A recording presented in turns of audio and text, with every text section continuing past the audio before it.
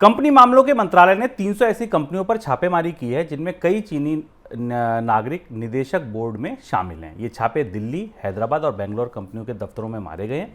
माना जा रहा है कि इनमें से कई शेल कंपनियां हो सकती हैं और आशंका है कि ये कंपनी पैसों के घालमेल में शामिल है। पिछले दिनों प्रवर्तन निदेशालय ने भी भारत में काम कर रही चीन की कई टेक कंपनियों पर इसी शक में छापेमारी की थी। सर, चीन की कंपनियों में कहिए या चीन से जुड़ी कंपनियों में कहिए, क्रैकडाउन लगातार बढ़ता जा रहा है। किस तरीके के घोटाले सामने आ रहे हैं? शुभ, 3 तरीके के घोटाले ईडी और इनकम टैक्स और बाकी एजेंसियां चीन की कंपनियों में पकड़ रही हैं। और चीन अचानक अभी फिलहाल हमारी चर्चाओं में कई वजहों से है, पर भारत में चीन को लेकर 2 तरीके की चर्चाएं हैं। एक चीन के साथ कारोबार को लेकर और दूसरी चीन के भारत के भीतर कारोबार को लेकर।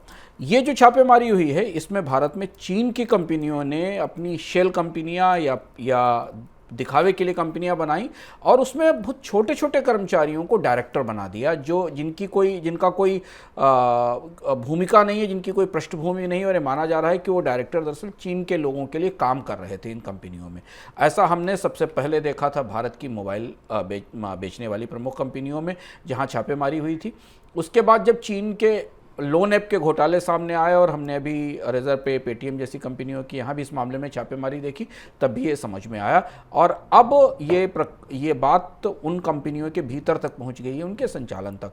तो एक पूरा का पूरा खाका इस घोटाले का इस सामने दिखाई देता है। इस घोटाले में एक हिस्सा वो है जहां कंपनियों ने भारत में टैक्स नहीं पे किया, पैसा नहीं पे किया, मनी लॉन्ड्रिंग करके पैसा चीन भेजा, जो मोबाइल कंपनियों ने किया। और दूसरा जो लोन ऐप थे, उन्होंने भारत के पेमेंट गेटवेज के साथ मिलकर भारत में लोगों को लोन दिए, उसका अधिकांश हिस्सा वसूल लिया और उसके बाद वो पैसा भी चीन वापस भेजा गया। और ये सब करने के लिए जिन कंपनियों को आधार बनाया गया, वो सारी शेल कंपनियां थी, यानी दिखावटी कंपनियां थी। और उनमें उन लोगों को, उन्हीं कर्मचारियों का इस्तेमाल किया गया जो कर्मचारी उसके अंदर काम कर रहे थे। इस घोटाले में अभी मुझे शुभम लगता है कि कुछ और परतें खुलनी बाकी हैं, क्योंकि ये घोटाला धीमे धीमे अपने दायरे में बढ़ता चला जा रहा है। ये मोबाइल फ़ोन कंपनियों से अब फिनांस कंपनियों तक चला गया और भारत में चीन की कंपनियों की सक्रियता बहुत बड़ी है। केवल हम डिजिटल लेंडिंग या मोबाइल सेक्टर तक सीमित नहीं है। भारत की में चीन की कंपनियां इंफ्रास्ट्रक्चर में सक्रिय हैं, बड़े पैमाने पर सक्रिय।